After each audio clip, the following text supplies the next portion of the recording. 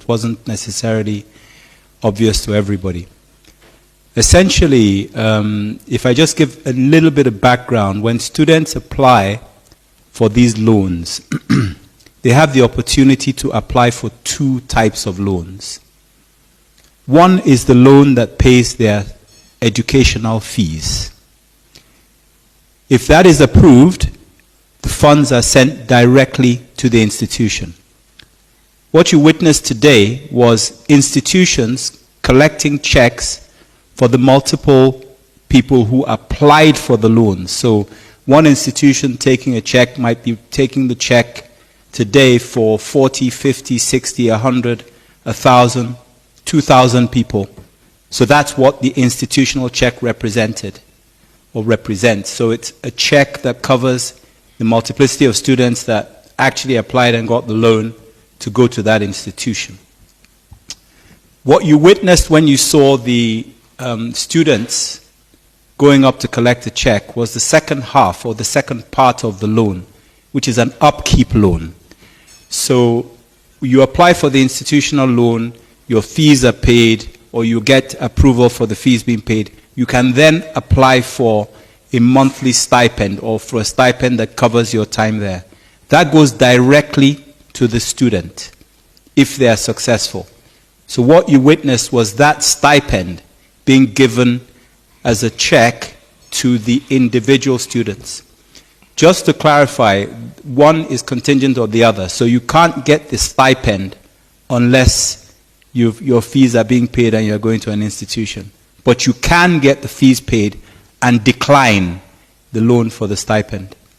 So the students you saw today might well, their fees might well have been in the checks given to the vice chancellors. Thank you. In terms of the institution with the highest number of applications, I'm sorry I don't have those numbers at my fingertips here. But certainly please get in touch with me and we'll be happy to give you that information. There are two questions there actually, or there are two things we're looking at. Yeah, I'm going to come to the zone. There are two things we're looking at there. One is the one with the highest number of applications, and then the one with the highest amount of funding that we need to give them. Because remember, the fees are variable from place to place. So that's information that we have. We have a lot of data. The zones, which the Lands President... Yes. The zones with the highest and the segments of the institutions with the highest. So I can say to you that there's been the northern institutions in the north of the country have been very proactive at supporting and helping their students and in providing their data to us. So that's where the leaning is currently. But that's to be expected because they seem to be very well organized in terms of networking in the northern part of the country. In the southern part of the country, there's growing awareness and there's growing interest. And I think there's been a lot of skepticism generally. And I think the most skeptical part of the country is in the south. They question everything. Is it true? Is it real? Is it a scam? And I think, what you witnessed today with us actually starting this disbursement program is to say that this is not no fund, this is NEL fund, right? And we're trying to ensure that people know that this is not, it's not a trick, it's not a game.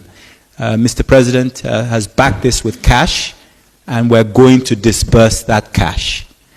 So I think we'll see the skepticism that you find mainly in the southern part begin to disappear when we start paying out.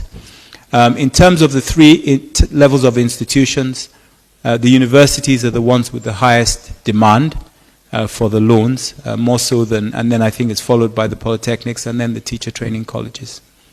And I think it's probably going to remain that way. The bias is going to remain that way. I don't know if I answered all your questions, but those are the... Today we are excited. Nigerian students are happy that the dream come true. It was once a bill, becomes an art, and today is the presidential launch and disbursement to applicants. We are very proud of this. And we, as Nigerian students, will call it a new dawn in the education sector.